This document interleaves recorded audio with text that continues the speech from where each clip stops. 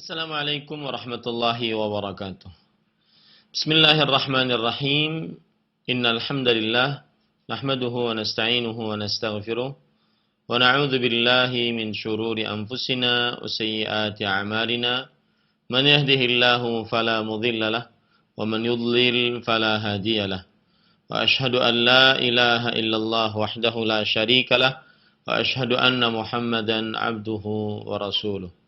يا أيها الذين آمنوا اتقوا الله حق تقاته ولا تموتن إلا وأنتم مسلمون يا أيها الناس اتقوا ربكم الذي خلقكم من نفس واحدة وخلق منها زوجها وبث منهما رجالا كثيرا ونساء واتقوا الله الذي تساءلون به والأرحام إن الله كان عليكم رقيبا يا أيها الذين آمنوا اتقوا الله وقولوا قولا سديدا يصلح لكم أعمالكم ويغفر لكم ذنوبكم ومن يطع الله ورسوله فقد فاز فوزا عظيما أما بعد فإن أصدق الحديث كتاب الله وأحسن الهدي هدي محمد صلى الله عليه وعلى آله وسلم وشر الأمور محدثاتها وكل محدثة بدعة wa kullu bid'atin dhalalah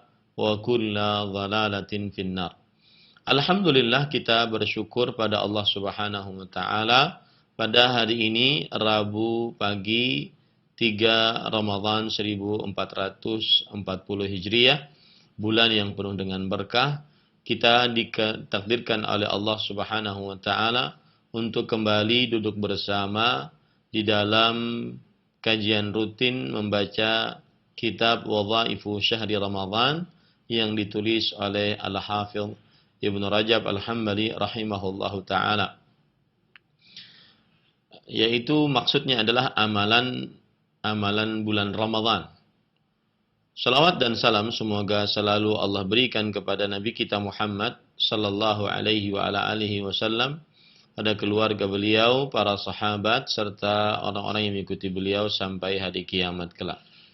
Dengan nama-nama Allah yang husna dan sifat-sifatnya yang ulia, kita berdoa, Allahumma inna nas'aluka ilman nafi'an wa rizqan tayyiban wa amalan mutaqabbala. Wahai Allah, sesungguhnya kami mohon kepada Engkau ilmu yang bermanfaat, rezeki yang baik, dan amal yang diterima. Allahumma amin. Ahibati hafidhakumullahu ta'ala. Qala al-musannif rahimahullah, Al-Hafidh Ibnu Rajab Al-Hambali rahimahullahu ta'ala berkata, Al-Majlisul Awwal, majlis yang pertama di dalam kitab ini, Fi Fadlis Siyam, tentang keutamaan berpuasa. Jadi pada kesempatan kali ini beliau akan menjelaskan tentang keutamaan berpuasa. Fi Sahihaini an Abi Hurairah radhiyallahu anin Nabi sallallahu alaihi wasallam qala kullu amal ibni Adam lah Al-hasanatu bi'ashri amthaliha ila 700 dha'fin. Qala Allahu azza wa jal, illa as-siyama fa innahu li wa ana ajzi bih. Innahu yattaraka shahwatahu wa ta'amahu wa sharabahu min ajli. Lis-sa'imi farhatun 'inda fitrihi wa farhatun 'inda liqa'i rabbih. Wa la khalufu fami as-sa'im 'inda Allahi atyabu min rihil misk. Di dalam kitab As-Sahihain, dua kitab sahih, yaitu Sahih Bukhari dan Sahih Muslim, terdapat riwayat dari Abu Hurairah radhiyallahu an, Nabi Muhammad sallallahu alaihi wa ala alihi wasallam bersabda, setiap amalan anak Adam ia akan memilikinya. Setiap amalan anak Adam ia akan memilikinya. Maksudnya adalah pahalanya. Dia mengetahui pahala yang dia kerjakan dari amal ibadah. Hitungannya yaitu satu kebaikan dengan 10 kali lipat kebaikan. Satu amal saleh diganjar 10 kali lipat. Kemudian dilipatkan lagi menjadi 700 lipat. Inilah inilah pahala dari amalan-amalan anak Adam. Satu amalan diganjar dengan 10 kebaikan. Kemudian 10 kebaikan dilipatkan lagi menjadi 700. Seluruh amalan anak Adam pahalanya senantiasa selalu seperti itu. Lalu hadis berbunyi, Allah Subhanahu wa taala berfirman, kecuali puasa. Di sini terletak keistimewaan puasa. Fa innahu li wa ana ajzi bih. Sesungguhnya puasa itu milikku dan aku yang akan mengganjarnya. Maksudnya adalah puasa tersebut digandengkan hanya kepemilikannya kepada Allah Subhanahu wa taala. Beda dengan amalan-amalan lain. Kepemilikannya dimiliki oleh hamba tersebut. Sedangkan puasa kepemilikannya dimiliki oleh Allah Subhanahu wa taala. Kemudian Allah berfirman, dan aku yang akan mengganjar puasa tersebut. Di sini terdapat keutamaan puasa. Bahwa pahala puasa hanya Allah Subhanahu wa taala yang mengetahuinya. Karena Allah Subhanahu wa taala tidak memberitahukan. Tetapi kita mengenal Allah Subhanahu wa taala Al-Karim, yang Maha Pemurah, Ar-Rahim, yang Maha Pengasih, Ar-Rahman, Wasi'ul Fadl, karunia-Nya luas, rahmatuhu wasi'at kulla syai', rahmatnya meliputi segala sesuatu. Maka ketika Allah Subhanahu wa taala berfirman, wa ana ajzi bih, dan aku yang akan mengganjarnya, pahala puasa itu tidak diketahui hitungannya, maka di sini kita bisa katakan pahala puasa tanpa batas. Karena Allah Subhanahu wa taala menyebutkannya tidak bisa dihitung. Karena hanya Allah Subhanahu wa taala yang mengetahuinya. Dan ini menunjukkan keutamaan puasa. Kenapa demikian? Kita lanjutkan. Sesungguhnya ia meninggalkan syahwatnya, makanan dan minumannya karenaku. Inilah yang membuat seorang yang berpuasa mendapatkan pahala yang besar dari Allah Subhanahu wa taala. Karena keikhlasan orang yang berpuasa. Bayangkan orang yang berpuasa bisa saja dia makan, minum, sembunyi-sembunyi. Akan tetapi dia tinggalkan itu benar-benar hanya karena Allah Subhanahu wa taala. Dan para ulama menjelaskan bahwasanya puasa seseorang tidak bisa untuk berbuat riya di dalamnya, kecuali ketika dia berbicara. Seseorang tidak akan bisa berbuat riya saat berpuasa, kecuali ketika dia berbicara. Dan dari puasa kita bisa belajar keikhlasan. Coba perhatikan sekarang perkataan para ulama, kenapa puasa tersebut bisa menjadi khusus milik Allah Subhanahu wa taala dan mendatangkan pahala yang tanpa batas. Jawabannya adalah karena keikhlasan yang dimiliki oleh orang yang berpuasa. Disebutkan oleh Imam Al-Qurtubi rahimahullah, anna as-sawma la yaqa'u fihi riya. Puasa tidak terjadi riya di dalamnya. Enggak bisa orang riya berpuasa. Memperlihatkan dirinya sedang puasa tidak bisa. Hanya Allah yang mengetahui dia berpuasa. Dan 2 malaikat pencatat amalnya. Kemudian Imam Al-Qurtubi mengatakan, lamma kanatil a'mal yadkhuluha ar-riya was-sawmu la yattali'u 'alaihi bimujarradi fi'lihi illa Allah fa'adhafahu Allah ila nafsihi. Ketika amalan-amalan bisa dimasuki oleh riya dan puasa tidak ada yang mengetahui atasnya saat orang mengerjakannya kecuali Allah Subhanahu wa taala. Maka Allah gandengkan puasa tersebut kepada dirinya. Bagaimana dalam hadis tadi, illa shaum fa innahu li. Kecuali puasa, sesungguhnya puasa itu milikku. Makanya disebutkan di dalam hadis, yada'u syahwatahu min ajli. Meninggalkan syahwatnya karenaku. Benar-benar murni karena Allah Subhanahu wa taala.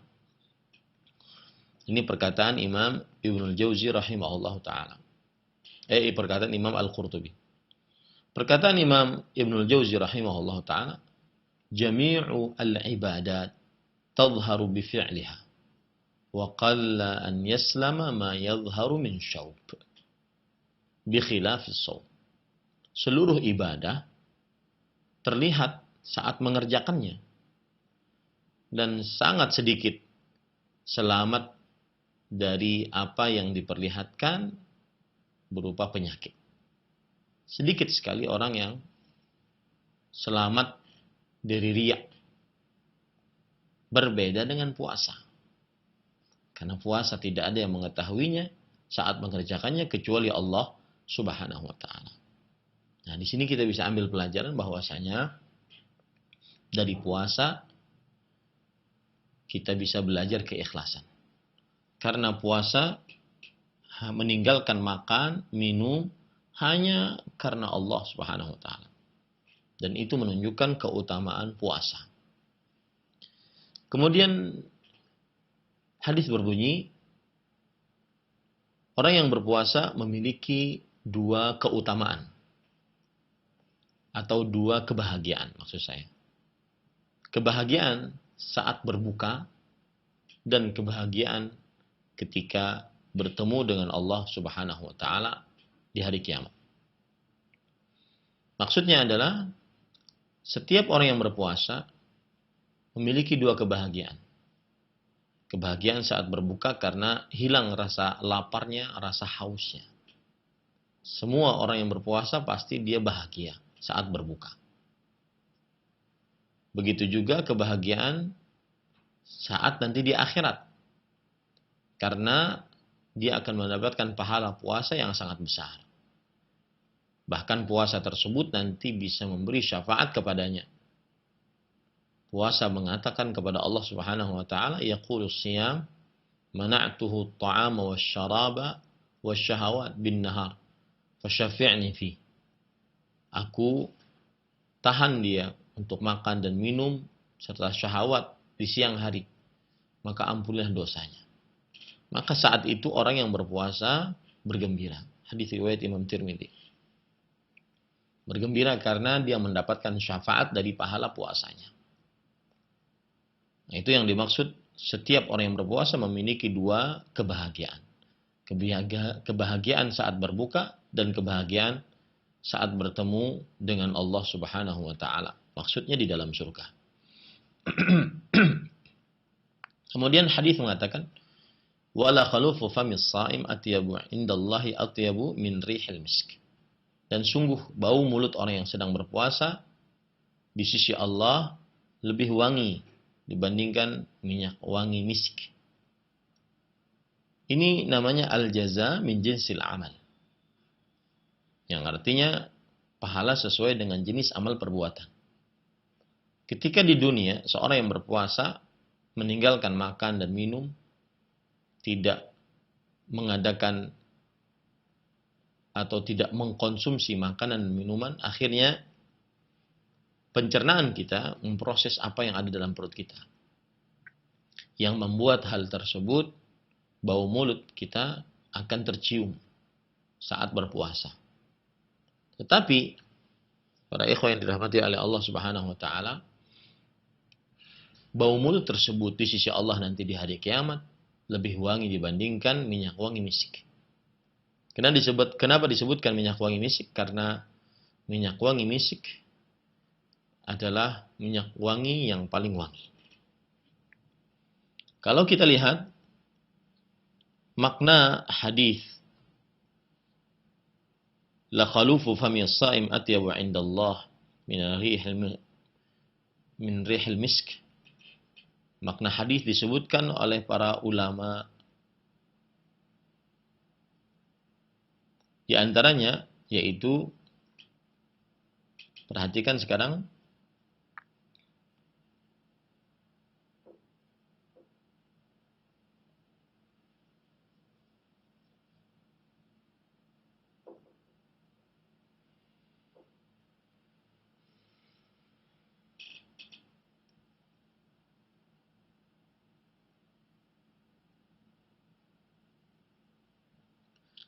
dijelaskan oleh para ulama, la khulufu, khulufu, ya, huwa bi dhammil kha wal lam wa sukunil waw wal fa.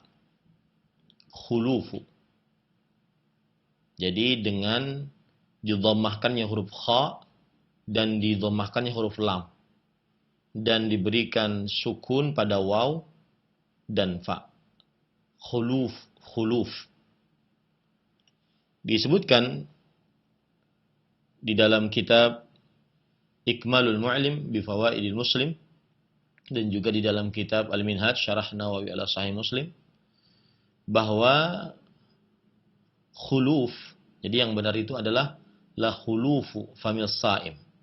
Ya, khuluf di sini maknanya taghayyuru raihatil fam, berubahnya bau mulut.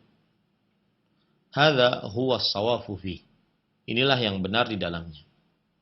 Wa huwa ma dzakarahu al-Khattabi wa ghairuhu min ahli al-Maghrib wa huwa al-ma'ruf fi kutubil lughah. Dan inilah yang disebutkan oleh Imam Al-Khattabi dan selainnya dari ulama Maroko, dan inilah yang dikenal di dalam kitab-kitab bahasa.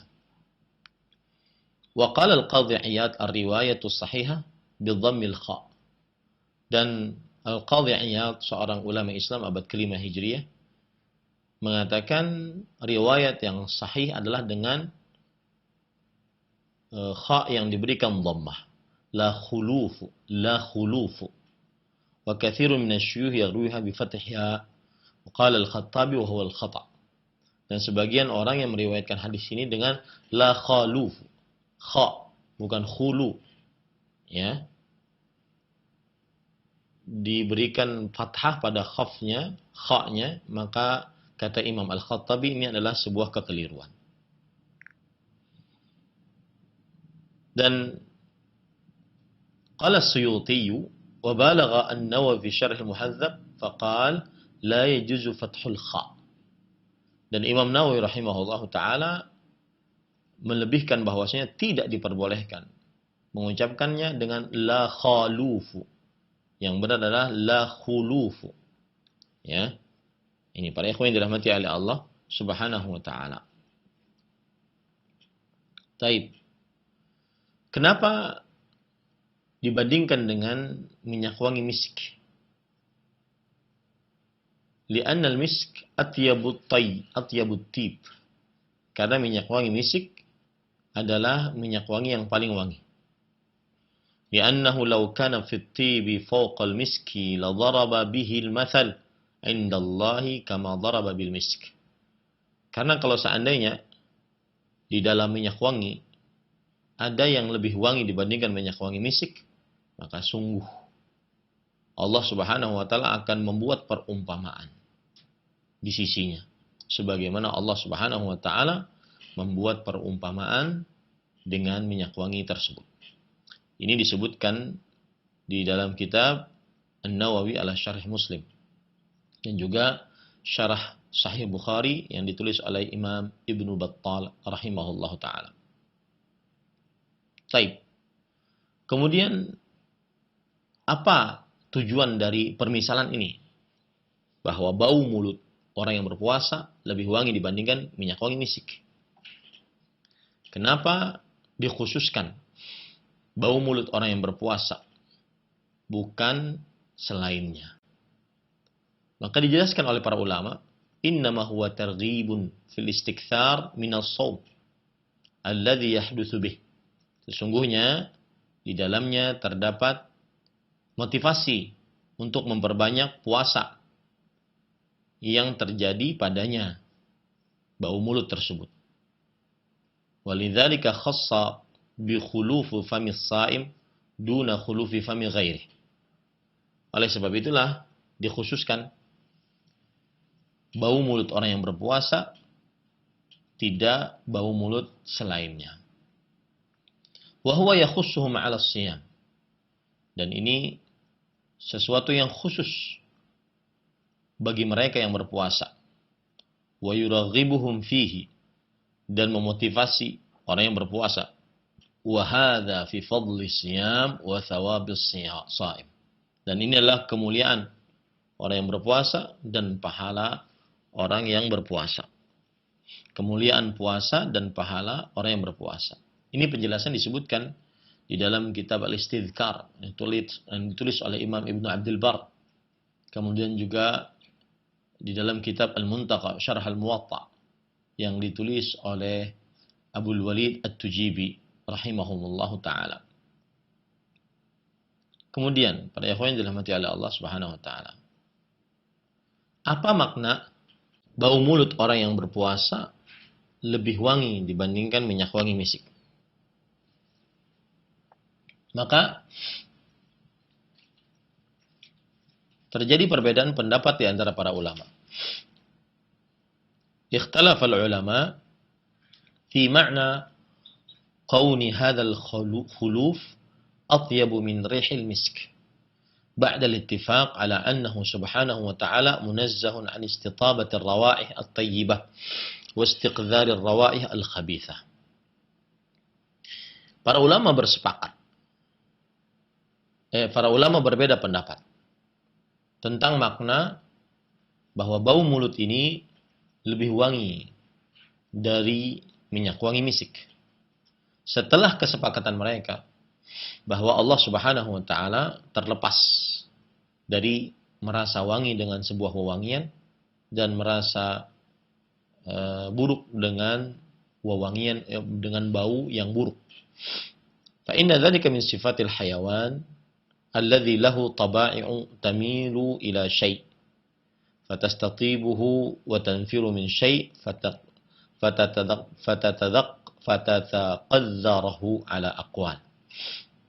Sesungguhnya merasa wangi dengan bau wangi dan merasa buruk dengan bau busuk, ini adalah sifat dari sifat hewan yang mempunyai tabiat-tabiat yang condong kepada sesuatu.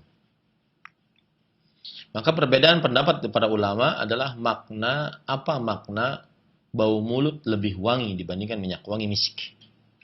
Ini terjadi ada 6 pendapat. Dan pendapat ini disebutkan di dalam kitab Al-Mu'lim bi Fawaidi Muslim.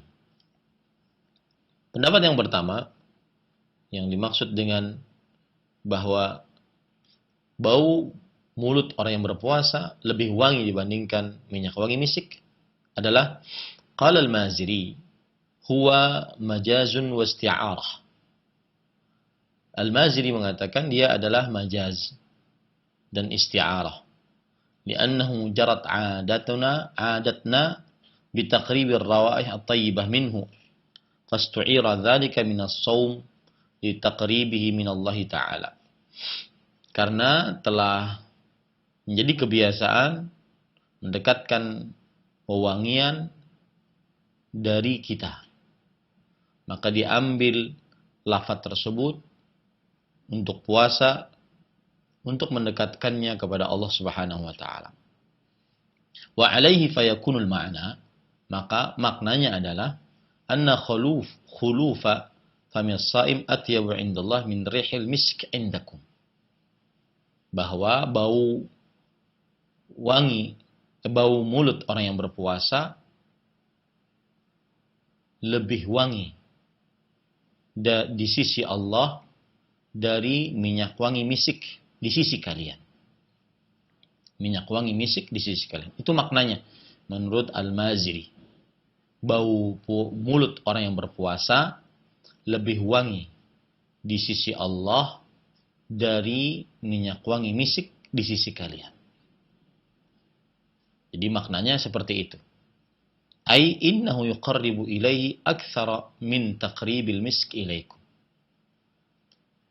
Maksudnya adalah yaitu mendekatkan kepadanya lebih banyak dibandingkan mendekatkan minyak wangi misik kepada kalian.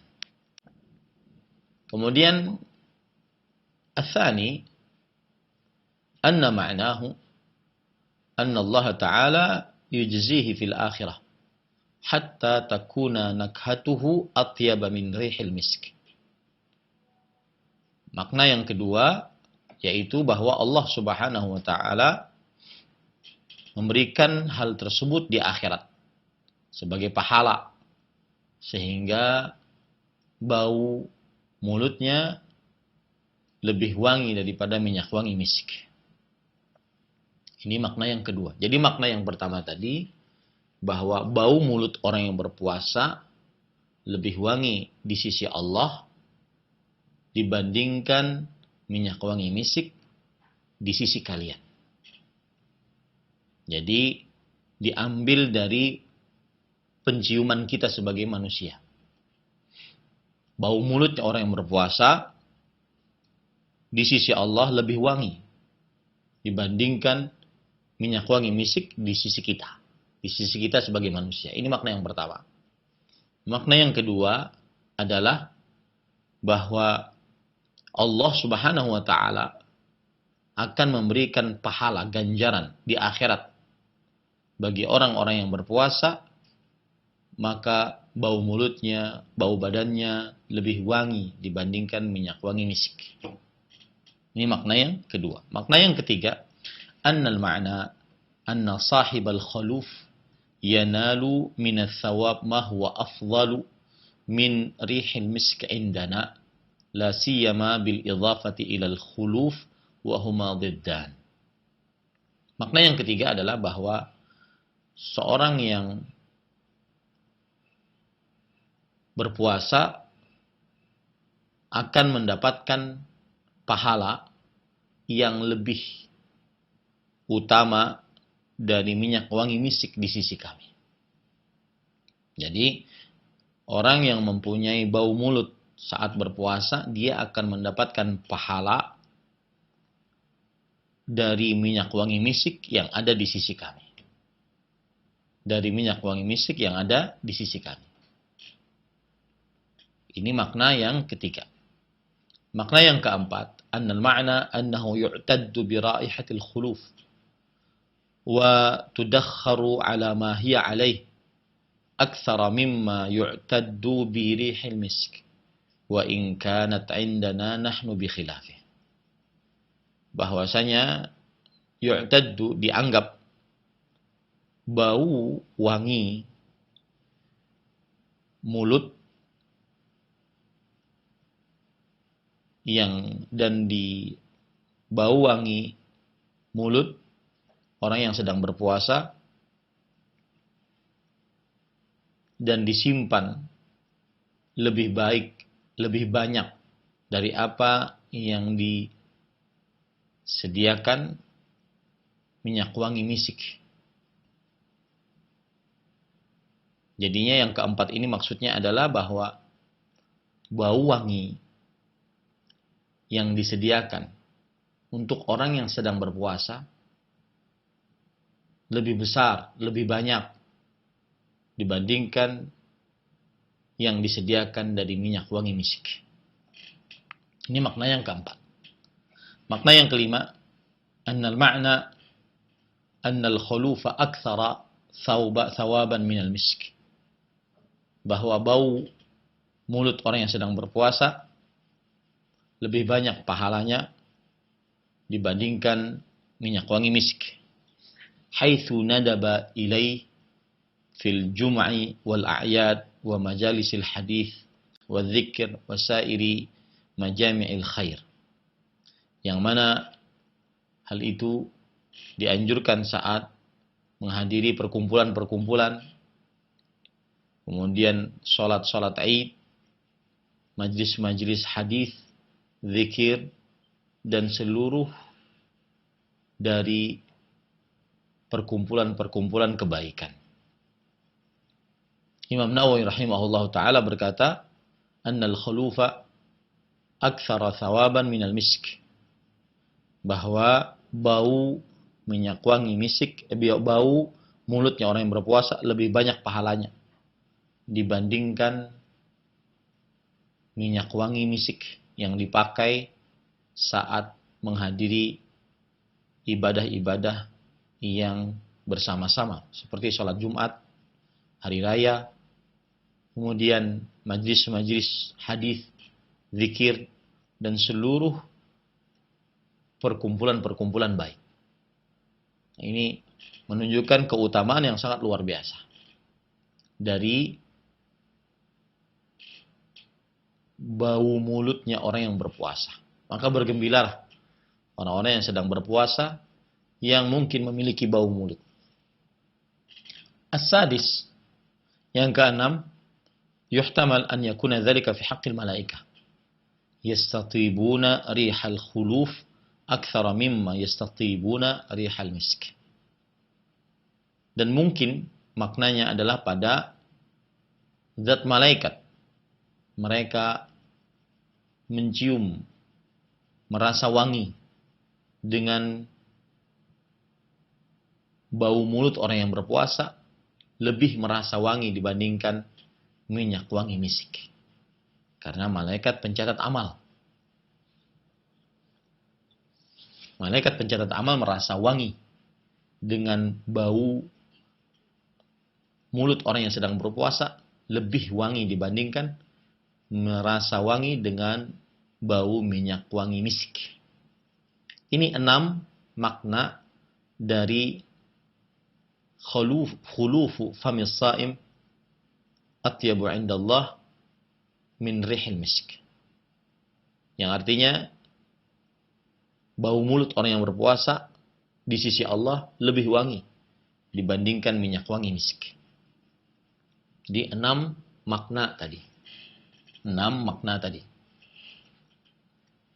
Jadi makna yang pertama adalah bahwa bau mulut orang yang berpuasa lebih wangi di sisi Allah dibandingkan minyak misik di sisi manusia.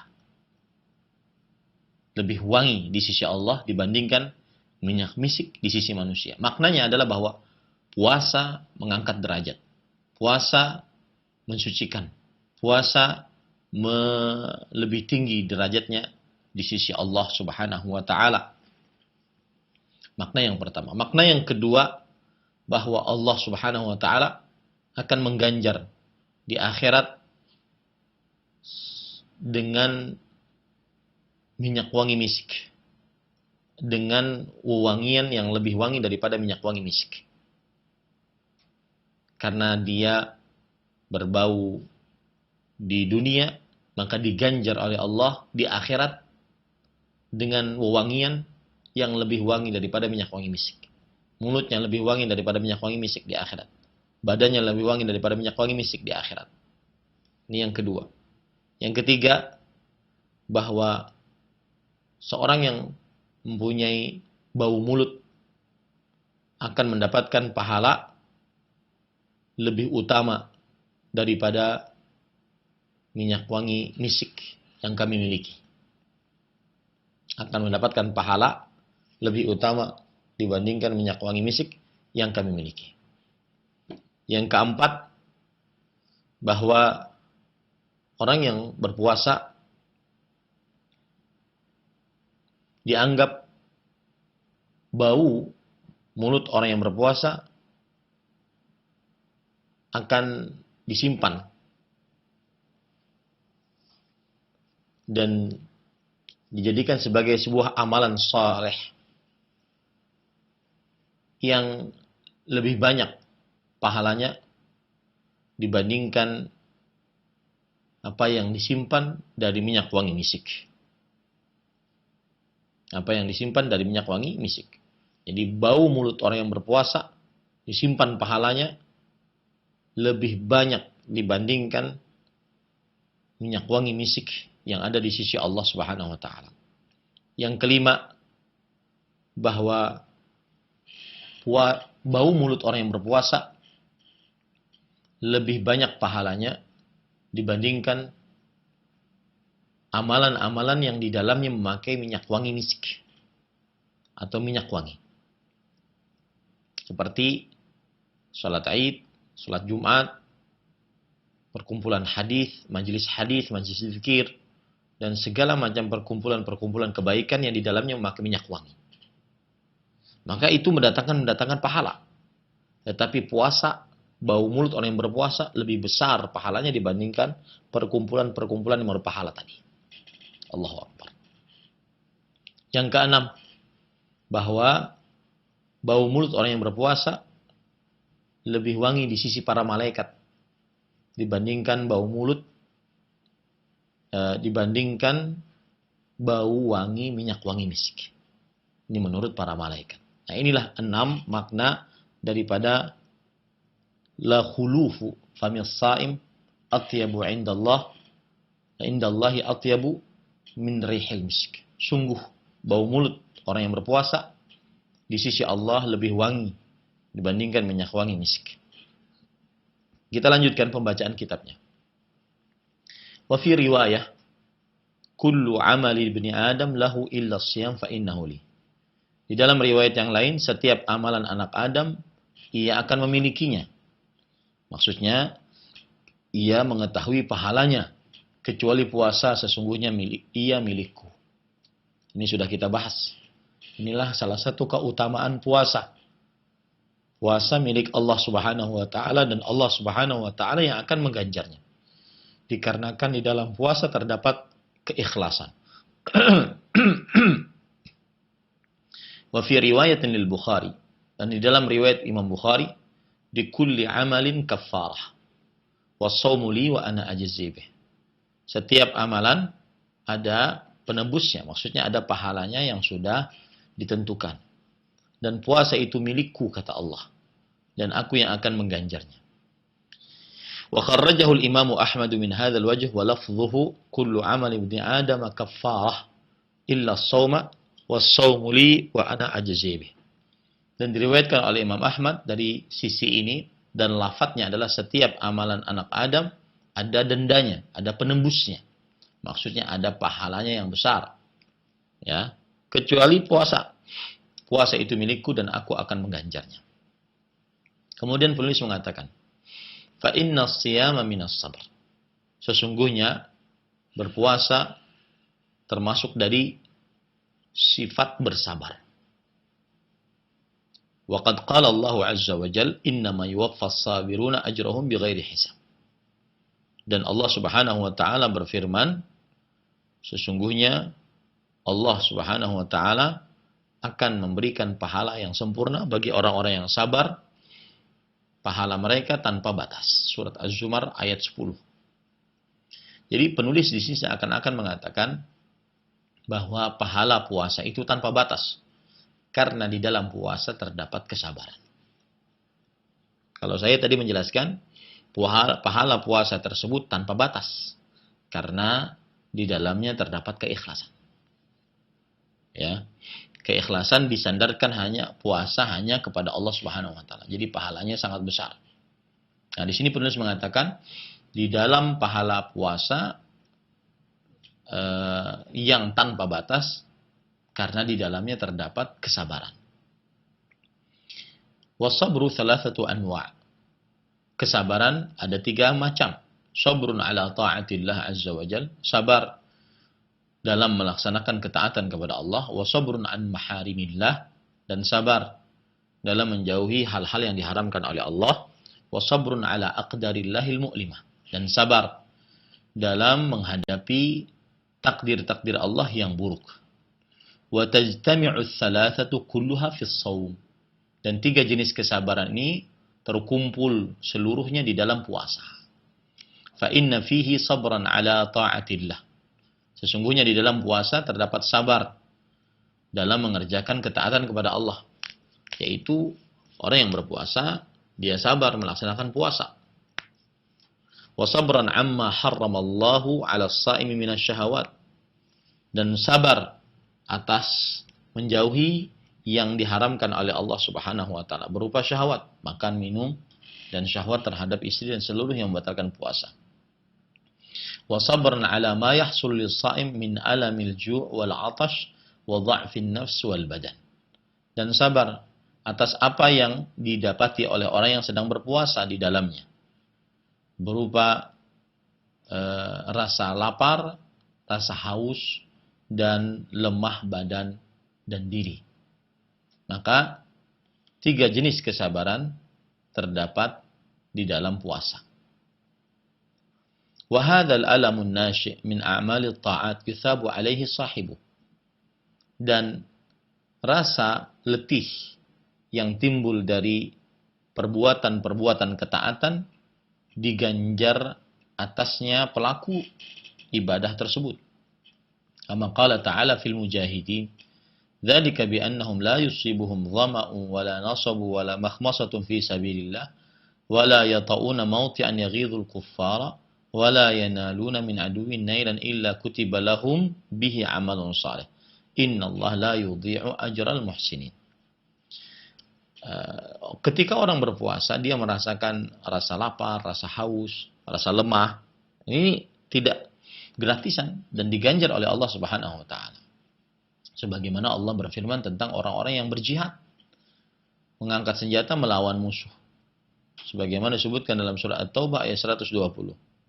Yang demikian itu bahwasanya mereka tidaklah menimpa rasa haus, rasa letih, dan rasa capek di dalam berjihad di jalan Allah Subhanahu wa taala, dan tidaklah mereka meletakkan sesuatu yang dengannya melemahkan orang-orang kafir, dan tidaklah mereka dapat membunuh orang musuh-musuh, melainkan dituliskan untuk mereka dengan amalan tersebut sebagai amal saleh. Sesungguhnya Allah tidak menyia-nyiakan pahala orang yang berbuat baik. Di sini Allah Subhanahu wa taala menjelaskan bahwa orang-orang mujahid yang membunuh, yang berjalan, yang memacu kudanya, yang melempar tombaknya, melempar panahnya, mereka letih, mereka haus, mereka di sini mendapatkan pahala dari Allah Subhanahu wa taala. Kemudian penulis mengatakan, begitu juga puasa. Puasa orang lapar, rasa haus, keletihan, capean, maka dia akan mendapatkan pahala atas letihnya tersebut, atas hausnya tersebut, karena dia sedang letih, lapar dan haus dalam mengerjakan ketaatan kepada Allah Subhanahu wa taala. Kemudian penulis rahimahullahu taala berkata, wa'lam anna mudha'afatal ajri lil a'mal takunu bi asbab. Ketahuilah bahwa pelipatan pahala untuk sebuah amalan ini terjadi dengan beberapa sebab. Nah, di sini penulis sekarang menjelaskan tentang kenapa puasa itu dilipatkan pahalanya. Sebagaimana yang disebutkan oleh Allah Subhanahu wa taala tadi. Illa siyam fa innahu li wa ana ajzi bih. Kecuali puasa, sesungguhnya puasa itu milikku dan aku yang akan mengganjarnya. Ini lipatkan pahalanya tanpa batas. Maka pelipatan pahala terhadap sebuah amalan disebabkan dengan beberapa sebab. Minha syaraful makan al-ma'muli fihi dzalikal amal.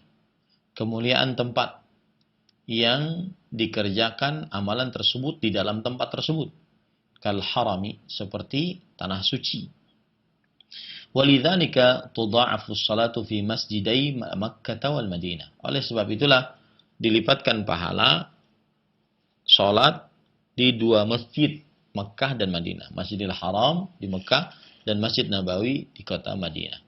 Kama thabata dzalika fil hadits sahih anin Nabi sallallahu alaihi wasallam qala salatun fi masjidi hadza khairun min alfi salatin fi ma siwahu min al-masjidil haram illa al-masjidil haram. Fi ma siwahu min al-masajid illa al-masjidil haram. Wa fi riwayah fa innahu afdal. Sebagaimana yang telah tetap hal tersebut dalam hadis sahih yang diriwayatkan oleh Imam Bukhari dan Muslim dari Nabi Muhammad SAW, beliau bersabda, sebuah salat di masjidku ini lebih baik dari 1000 sholat di dalam masjid-masjid yang lain. Ya, pada selainnya dari masjid-masjid, kecuali Masjidil Haram. Di dalam riwayat yang lain, sesungguhnya sholat di Masjidil Haram lebih utama. Nah, di sini hadis menunjukkan bahwa sholat di Masjid Nabawi dan Masjidil Haram dilipatkan pahalanya karena terdapat kemuliaan tempat. Ini penyebab pertama. Pelipatan pahala disebabkan karena kemuliaan tempat. Wa minha syarafuz zaman. Di antaranya kemuliaan waktu. Kasyahri Ramadan wa asyri Dzulhijjah. Seperti bulan Ramadan dan 10 hari pertama dari bulan Dzulhijjah. Wa qad yudha'afu ats-tsawabu bi asbabin ukhar minha. Jadi beramal di dalam bulan Ramadan dilipatkan pahalanya. Dan juga beramal di dalam 10 hari pertama dari bulan Dzulhijjah dilipatkan pahalanya. Kemudian penulis kenapa? Karena kemuliaan waktunya. Bulan Ramadan adalah syahrul mubarak, bulan yang penuh dengan berkah. 10 hari pertama bulan Dzulhijjah adalah 10 hari yang paling utama di dalam setahun. Intinya, salah satu penyebab dilipatkannya pahala atas sebuah amalan adalah karena kemuliaan tempat atau karena kemuliaan waktu. Waqad yudha'afu ats-tsawabu bi asbabin ukhra. Dan terkadang dilipatkan pahala dengan sebab-sebab lainnya. Minha, di antaranya syaraful 'amili 'inda Allah wa qurbuhu minhu wa kathratu taqwahu. Kemuliaan pelaku amal tersebut di sisi Allah. Kedekatannya dengan Allah dan kebanyakan takwanya kepada Allah Subhanahu wa taala. Kama dhu'ifa ajru hadhihi al-ummah ala ujuri man qablahum minal umam wa u'tu kiflain minal ajr. Sebagaimana dilipatkan pahala umat ini atas pahala-pahala umat-umat sebelumnya dan diberikan 2 kali lipat dari pahala. Nah, ini dikarenakan karena pelakunya lebih mulia di sisi Allah, lebih dekat dengan Allah, lebih bertakwa di sisi Allah Subhanahu wa taala. Nah, itu sebab penjelasan kenapa dilipatkan pahala. Kemudian penulis mengatakan, wa amma qauluhu, adapun sabda Rasul sallallahu alaihi wasallam, fa innahu li, sesungguhnya puasa itu milikku. Fa inna Allah khassas siyama bi idhafatihi ila nafsihi duna sa'iril a'mal. Allah mengkhususkan puasa, diidhafahkan, digandengkan kepada dirinya selain seluruh amal. Maksudnya hanya puasa yang Allah Subhanahu wa taala katakan li, milikku, hanya puasa. Dan amal-amal lain tidak dikatakan oleh Allah milikku. Wa qad kathura al-qawlu fi ma'na dzalik. Dan telah banyak pendapat di dalam makna hal ini. Wa min ahsani ma dzukir fihi wajhan. Dan pendapat yang paling baik yang disebutkan di dalam perkara ini ada 2 pendapat. Ahaduhuma, pendapat yang pertama, anna as-siyama huwa mujarradu tarki hudhurin nafs wa syahawatiha al-asliyah allati jubilat 'ala al-maili ilaiha lillahi azza wa jalla. Pendapat yang pertama, kenapa puasa saja yang digandengkan kepada diri Allah Subhanahu wa taala, bukan amalan-amalan lain. Karena puasa adalah hanya meninggalkan hak-hak diri dan syahwat-syahwatnya yang asli, yang disifatkan manusia untuk condong kepadanya. Dia tinggalkan itu untuk Allah Subhanahu wa taala.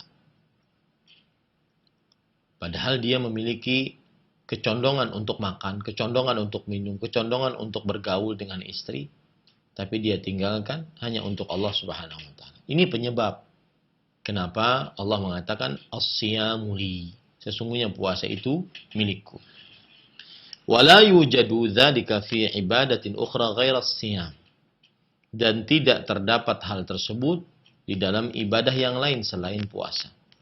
Li'anna al-ihrama innama yutraku fihi al-jima' wa dawa'ihi min at-tib duna sa'iri syahawat min al-akli wa syurb wa kadzalika al-i'tikaf ma'annahu tabi'un lis-shaum.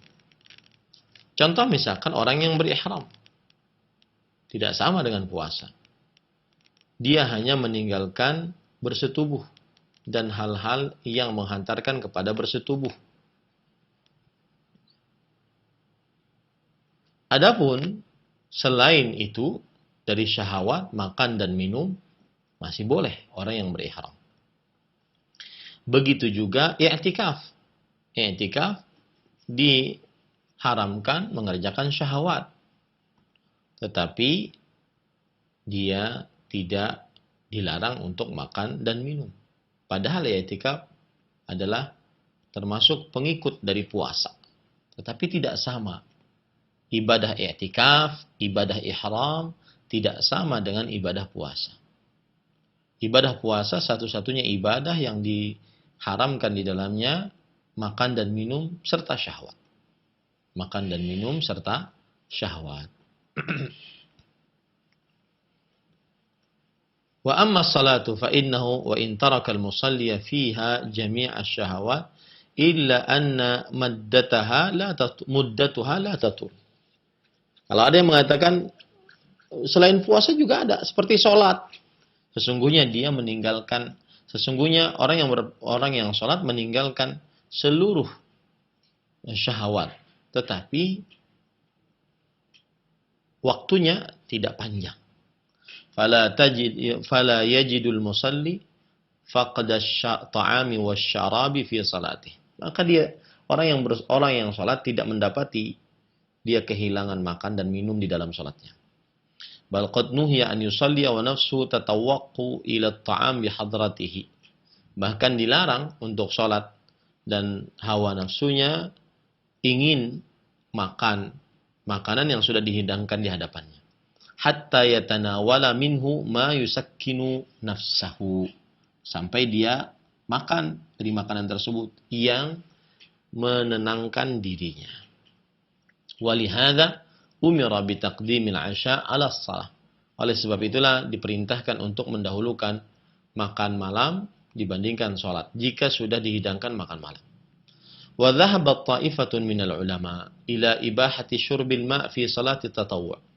Bahkan sebagian ulama memperbolehkan untuk minum air di dalam salat tatawwu'. Wa kana Ibnu Zubair yaf'aluhu fi salatih, dan Ibnu Zubair pernah melakukannya di dalam salatnya. Wa huwa riwayatun anil Imami Ahmad, dan ini salah satu pendapat dari Imam Ahmad. Wa hadza bi khilafis shiyam, dan ini adalah berbeda dengan puasa. Fa innahu yastau'ibun nahara kullah. Sesungguhnya itu mencakup siang seluruhnya.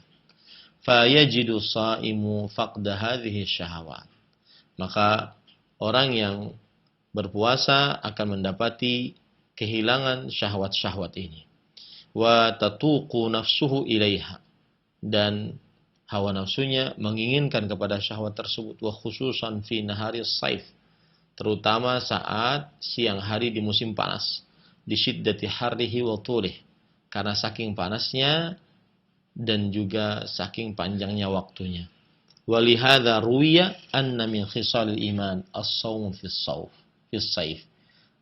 Oleh sebab itulah diriwayatkan bahwa termasuk dari tanda keimanan adalah berpuasa saat musim panas. Intinya penulis di sini ingin menjelaskan kepada kita bahwasanya hanya puasa yang di dalamnya seseorang meninggalkan syahwat, makan, minum, dan bersetubuh di dalam waktu yang lama, dan tidak ada amalan-amalan selain puasa yang seperti ini.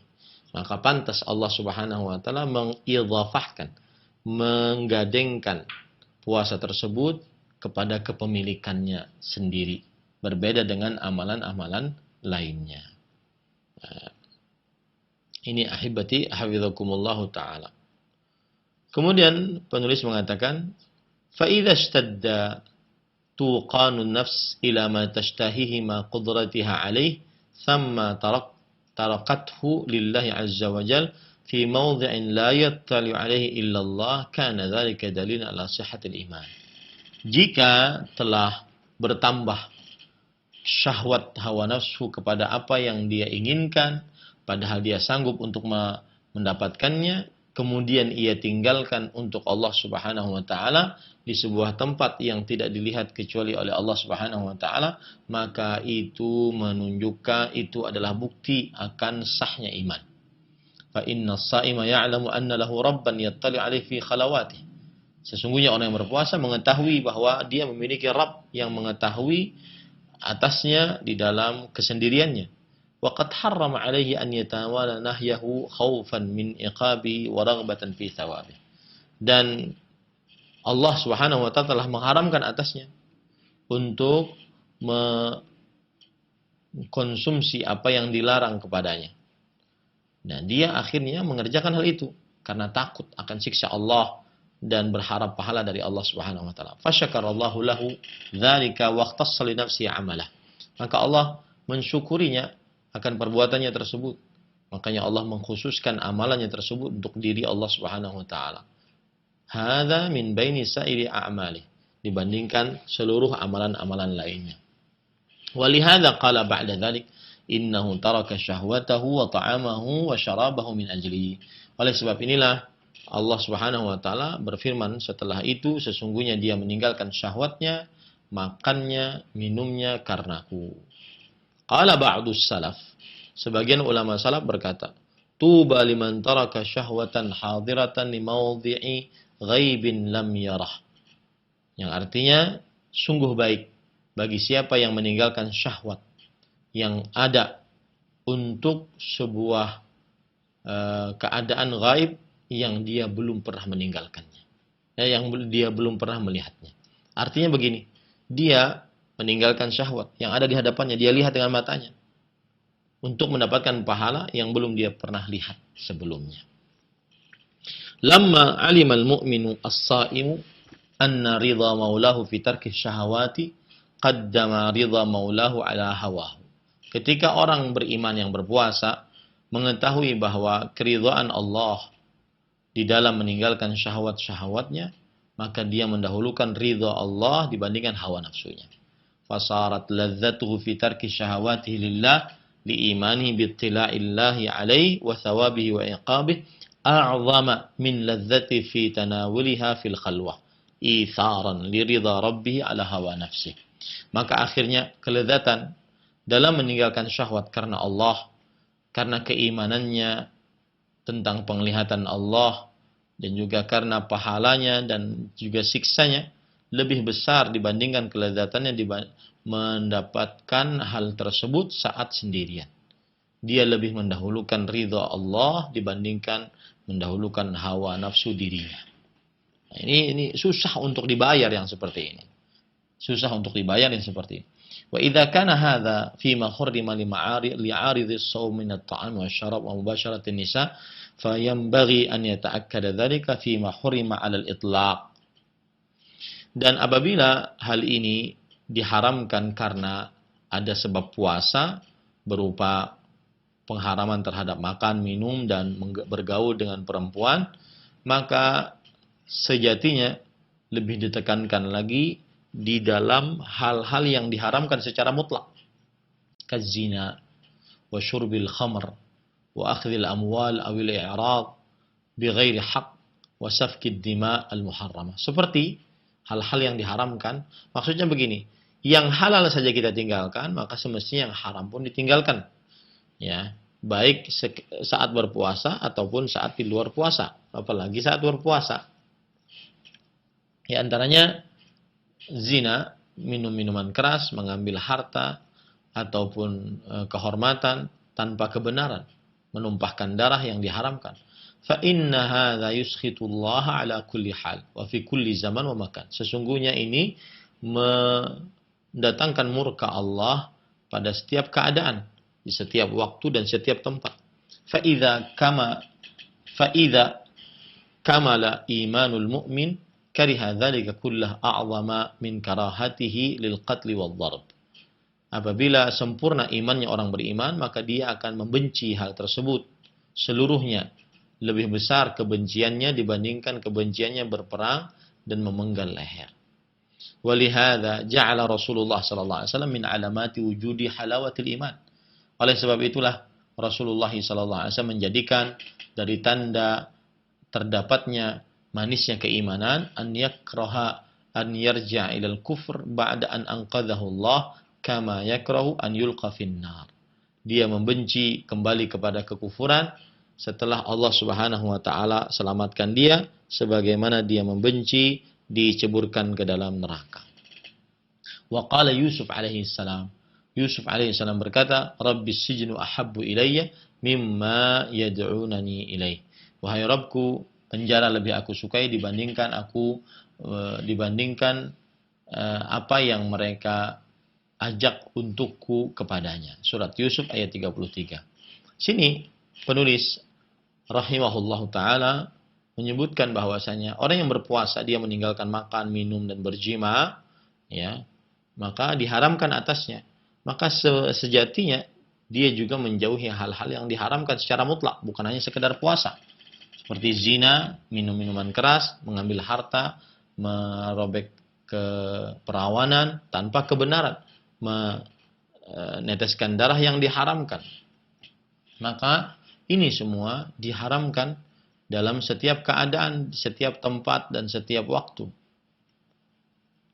Nah, seorang hamba apabila sempurna imannya, maka dia membenci hal tersebut. Lebih dia benci dibandingkan dia berperang di jalan Allah Subhanahu wa taala. Ya. Dan ini menunjukkan kebencian tersebut mendatangkan kebencian kepada hal yang diharamkan oleh Allah, mendatangkan kemanisan iman di dalam hati. Nah, ini sebab yang pertama kenapa puasa itu milik Allah Subhanahu wa taala. Karena waktu yang tidak cukup, maka kita cukupkan untuk sebab yang pertama ini, ya. Dan kita kembalikan kepada pembawa acara kita, Akhi Ari, hafizahullahu taala. Nah, silakan. Terima kasih Ustadz atas nasihat dan juga pembahasan materi yang begitu bermanfaat yang telah disampaikan bagi kami di kesempatan pagi hari ini. Berikutnya kami undang Anda semuanya yang bertanya perihal pembahasan ini, silahkan. Halo, Assalamualaikum. Waalaikumsalam, dengan siapa? Di mana? Dengan Ummu Alsa. Silakan pertanyaannya. Ya, ini saya mau tanya Ustadz. Saya kan baru melahirkan bulan Februari kemarin. Tapi sampai bulan sekarang ini masih ada flek-flek itu seperti nifasnya belum selesai-selesai gitu Ustadz. Tapi kemarin itu dari dokter kandungan katanya ini gangguan menstruasi gitu. Tapi saya dari awal puasa itu sudah puasa sama sholat apa itu Ustadz. Setelah 40 hari itu saya sering mandi suci itu kan 2 hari ada, nanti 3 hari tidak ada lagi. Jadi saya mandi, nanti waktu ada ya saya nggak sholat dulu, nanti setelah ada mandi, sholat lagi, terus kayak gitu sampai sekarang Ustadz. Nah itu yang saya ingin tanyakan, nah, gimana hukumnya Ustadz? Apa saya ini masih boleh mengerjakan ibadah di bulan puasa? Apa setelah setiap keluar darah itu walaupun sedikit atau bercak apa harus tetap mandi? Apa dihukumi sebagai darah istihadah? Jadi saya tetap bisa beribadah tanpa harus mandi suci gitu Ustaz. Iya. Nah itu yang saya tanyakan Ustaz. Terima kasih atas pertanyaannya. Ya, jazakallah khairan. Oh iya, silakan Ustaz untuk diberikan jawaban. Ya, bismillah, alhamdulillah, wassalatu wassalamu ala rasulillah wa ala alihi wa sahbihi wa man wala. Ahibati hafizakumullahu ta'ala, semoga kita senantiasa dimudahkan dalam beribadah kepada Allah Subhanahu wa ta'ala. Seorang wanita yang nifas, maka jarak nifasnya yang paling banyak adalah 60 hari. Apabila 40 hari masih keluar setelahnya, maka jarak yang paling banyak adalah, atau waktu nifas yang paling lama adalah 60 hari. Apabila setelah 60 hari masih keluar darah, flek, atau yang semisalnya, dan apabila itu sebelum hamil yang lalu adalah kebiasaan waktu haid, maka itu berarti haid. Saya ulangi ya. Wanita nifas dia kebanyakannya 40 hari. Dan batasan yang paling maksimal 60 hari. Artinya kalau seandainya setelah 40 hari masih keluar, berarti dia masih nifas. Berarti dia tidak boleh sholat, tidak boleh puasa. Tapi ketika setelah 60 hari, kemudian masih keluar flek ataupun air yang keruh dari kemaluannya, maka pada saat itu dilihat apakah itu waktu kebiasaan haid dia sebelum dia hamil atau tidak. Kalau seandainya itu waktu kebiasaan haid dia sebelum dia hamil, maka berarti itu adalah haid. Berarti itu adalah haid, berarti dia tidak boleh berpuasa dan tidak boleh sholat. Tetapi kalau seandainya itu bukan waktu kebiasaan haid dia sebelum hamil, maka pada waktu itu berarti dia adalah istihadah. Sebagaimana disebutkan oleh Rasul sallallahu alaihi wasallam, ya, fa innahu damun yu'rif. Sesungguhnya dia adalah darah yang dikenal. Dikenal waktunya, dikenal darahnya. Dan bagi wanita yang istihadah, sesungguhnya dia sedang diganggu oleh syaitan untuk mengerjakan ibadah kepada Allah Subhanahu wa taala. Maka tinggalkan gangguan tersebut. Tetaplah beribadah kepada Allah Subhanahu wa taala. Boleh dia sholat, boleh dia puasa. Taib. Kalau seandainya dia ingin sholat, bagaimana Ustaz? Maka kalau seandainya dia sanggup, lihat perkataan saya, kalau seandainya dia sanggup, dia dianjurkan untuk membasuh kemaluannya di setiap kali ingin sholat. Kemudian dia mandi. Terutama apabila istihadahnya itu darah yang keluar banyak. Ya. Darah yang keluar banyak. Ingat ya, kita bukan berbicara masalah haid lagi sekarang. Bukan berbicara masalah nifas lagi. Darah istihadahnya banyak. Maka dia membasuh kemaluannya dan dia mandi. Untuk setiap sholat. Atau bisa dia mandi dengan cara mandi di antara dua sholat. Mandi untuk sholat zuhur dan asar. Mandi untuk sholat maghrib dan isya. Mandi untuk sholat subuh. Kalau seandainya dia sanggup. Kalau seandainya dia tidak sanggup, cukup untuk membasuh kemaluannya. Kemudian dia berwudu seperti biasa. Dan dianjurkan oleh sebagian ulama untuk menjamak sholatnya. Yaitu sholat zuhur dan asar dijamak. Zuhur dikerjakan di akhir waktu, asar dikerjakan di awal waktu. Kemudian maghrib dan isya. Maghrib dikerjakan di awal waktu, di akhir waktu, dan isya dikerjakan di awal waktu. Dan subuh.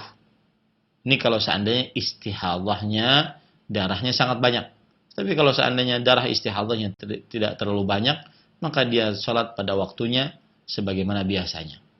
Demikian. Semoga ibu dan saya lihat apa yang ibu dapati, karena tadi disebutkan dalam waktu Februari, Maret, April, Mei, maka berarti ini sudah 60 hari lewat. Maka apabila ibu yang bertanya tadi itu adalah waktu kebiasaan haid, berarti itu haid. Tapi kalau seandainya itu bukan waktu kebiasaan haid, maka berarti istihadah dan ibu tetap wajib untuk sholat dan mengerjakan puasa. Wallahu a'lam. Na'am. Terima kasih atas jawabannya. Selanjutnya kami akan bacakan dari pesan singkat. Assalamualaikum Ustadz, dari Ummu Rafi di Kebayoran Lama. Manakah yang afdol untuk akhwat sholat tarawih di rumah atau di masjid? Bila di rumah, mana yang paling utama, di awal waktu atau di akhir malam? Mohon penjelasannya. Bismillah, walhamdulillah, wassalatu wassalamu ala rasulillah. Kita dudukkan dulu berbagai macam permasalahan. Asal hukumnya, sholat tarawih dikerjakan, disyariatkan untuk dikerjakan secara berjamaah di masjid bersama imam. Hal ini pernah dilakukan oleh Rasulullah Sallallahu Alaihi Wasallam. Yang kedua, disetujui oleh Rasulullah Sallallahu Alaihi Wasallam, para sahabat mengerjakannya di masjid. Yang ketiga, Rasulullah Sallallahu Alaihi Wasallam menjelaskan keutamaan sholat tarawih berjamaah di masjid bersama imam. 3 sebab itu yang membuat disyariatkannya sholat tarawih berjamaah di masjid bersama imam. Dan Rasulullah Sallallahu Alaihi Wasallam bersabda dalam hadis riwayat Imam Baihaqi, kemudian Imam Ahmad dan yang lainnya, bahwa Nabi Muhammad SAW pernah sholat pada malam yang ke-23, mengimami para sahabat sampai sepertiga malam pertama. Kemudian beliau sholat pada malam yang ke-25 sampai setengah malam. Kemudian sholat pada malam yang ke-27 sampai semalaman suntuk, mengimami para sahabat Nabi radhiyallahu anhum pada sholat tarawih di bulan Ramadan. Kemudian setelah itu beliau tidak keluar lagi karena dikhawatirkan diwajibkan sholat tarawih tersebut atas umatnya. Sedangkan umatnya belum siap ataupun merasa lemah nantinya ketika diwajibkan sholat tarawih tersebut. Ini hadis menunjukkan bahwasanya Rasulullah Sallallahu Alaihi Wasallam pernah mengerjakan sholat tarawih secara berjamaah. Dan beliau sampai akhir hayat tidak mengerjakannya dikarenakan beliau takut, akhsha an tufradha alaikum fata'jizu anha, kata Rasulullah SAW. Aku khawatir diwajibkan atas kalian sholat tarawih berjamaah tersebut, maka kalian akan susah untuknya. Maka ketika Rasulullah SAW masih hidup, beliau setelah itu tidak pernah mengerjakan lagi sholat tarawih secara berjamaah. Bukan karena hukumnya dihapus, tidak.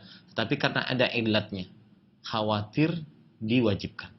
Nah, setelah Rasulullah SAW wafat, maka kekhawatiran tersebut hilang. Artinya sholat berjamaah, sholat tarawih berjamaah di masjid bersama imam, ini disunahkan, tidak diwajibkan lagi. Maka disyariatkan bagi kaum muslimin untuk mengerjakan sholat tarawih berjamaah di masjid bersama imam. Ini asal hukumnya. Dan ini hukumnya umum, baik laki-laki ataupun perempuan. Disyariatkan bagi laki-laki dan perempuan sholat tarawih berjamaah di masjid bersama imam. Dan juga Rasulullah SAW pernah menyetujui para sahabatnya mengerjakan sholat tarawih. Yang waktu itu para sahabatnya mengerjakan sholat tarawih pada bulan Ramadan bersama satu imam, auza'an mutafarriqin, yaitu berkelompok-kelompok. Satu imam mengimami 5 orang, satu imam mengimami 6 orang, satu imam, terus seperti itu. Dan beliau biarkan. Ini menunjukkan persetujuan Rasulullah SAW bahwa sholat tarawih berjamaah bersama imam di masjid disyariatkan. Kemudian beliau menjelaskan tentang keutamaan sholat tarawih bersama imam di masjid bersama imam, ya. Di antaranya hadis riwayat Imam Ahmad dan Imam Abu Daud, Imam Ibnu Hibban dan yang lainnya. Rasulullah SAW bersabda, "Innahu man qama ma'al imam hatta yansarifa kutiba lahu qiyamul lailah." Sesungguhnya orang yang sholat bersama imam sampai selesai, maka dituliskan pahala sholatnya semalaman suntuk. Ini menunjukkan disyariatkannya sholat tarawih berjamaah di masjid bersama imam. Dan ini umum, laki-laki ataupun perempuan. Makanya Rasulullah SAW bersabda, "La tamna'u ima Allah masajid Allah." Janganlah kalian larang budak-budak perempuan Allah Subhanahu wa taala untuk pergi sholat berjamaah di masjid-masjid Allah Subhanahu wa taala. Tetapi meskipun disyariatkan, maka jika berbicara tentang mana yang lebih utama, maka lebih utama bagi perempuan sholatnya di rumahnya. Berdasarkan keumuman hadis, wa buyutuhunna khairul lahunna. Dan rumah-rumah perempuan bagi perempuan lebih baik. Ya, lebih baik bagi perempuan. Begitu juga berdasarkan hadis Rasulullah SAW bahwasanya ada seorang wanita yang bertanya kepada Rasulullah SAW tentang sholat seseorang perempuan lebih baik di rumahnya dibandingkan sholatnya di dalam masjid kampungnya. Dan sholatnya di masjid kampungnya lebih baik dibandingkan sholatnya di Masjid Nabawi. Hal ini berdasarkan hadis riwayat Imam Ahmad, Imam Ibnu Khuzaimah, Imam Ibnu Hibban dari Ummu Humaid, istri dari Abu Humaid As-Sa'idi radhiyallahu anha. Begitu juga berdasarkan hadis riwayat Imam Abu Daud dari Abdullah bin Mas'ud radhiyallahu anhu. Rasulullah sallallahu alaihi wasallam bersabda, "Salatul mar'ati fi baitiha afdalu min salatiha fi hujratiha." Salat seorang perempuan di rumahnya lebih baik dibandingkan salatnya di hujrahnya. Dan salatnya fi makhda'iha afdalu min salatiha fi baitiha. Dan salatnya di makhda'nya lebih utama dibandingkan salatnya di baitnya. Salatnya perempuan di baitnya, bait di sini maksudnya adalah kamar seorang perempuan lebih utama dibandingkan salatnya di hujrah. Hujrahnya adalah tengah rumahnya. Dan salatnya perempuan di makhda'nya, kamar pribadinya, yang di situ dia menyimpan barang-barang khususnya, lebih utama dibandingkan salatnya perempuan di dalam kamar luasnya. Ini menunjukkan bahwa salat perempuan secara umum lebih utama dibandingkan salatnya di masjid kampungnya. Taib, kalau seandainya salatnya di rumahnya lebih utama, mana yang lebih utama? Apakah dia mengerjakan salat di awal waktu atau di akhir waktu? Maka kalau seandainya seorang perempuan salatnya di rumahnya, maka dia berhak memilih apakah di awal waktu ataukah di akhir waktu. Tetapi tidaklah dikenal salat tarawih di dalam bulan Ramadan kecuali dikerjakan di awal waktu sebelum tidur setelah salat Isya. Semoga penjelasan ini bermanfaat. Ini kira-kira yang bisa kita sampaikan pada kesempatan kali ini. Insya Allah kita sambung pada Rabu-Rabu depan. Dan saya berpesan untuk bulan Ramadan, semua orang yang berpuasa amalannya sama. Dia menahan makan, minum, syahwat, dan seluruh yang membatalkan puasa. Dari mulai terbit fajar kedua sampai terbenam matahari. Amalannya sama, tidak ada bedanya. Yang membedakan adalah prestasi-prestasi ibadah saat bulan Ramadan. Maka berapa banyak bacaan Al-Quran yang Anda baca? Berapa banyak orang-orang yang berpuasa yang Anda bukakan pada waktu berbuka? Berapa banyak sedekah-sedekah yang Anda sedekahkan saat berpuasa? Maka ini semua membuat kita semakin semangat untuk lebih menggiatkan lagi beribadah kepada Allah Subhanahu wa taala. Ini yang bisa saya sampaikan. Subhanakallah bihamdik, asyhadu an la ilaha illa anta astaghfiruka wa atubu ilaik. Wa sallallahu nabiyana Muhammad walhamdulillahirabbil alamin. Wassalamualaikum warahmatullahi wabarakatuh.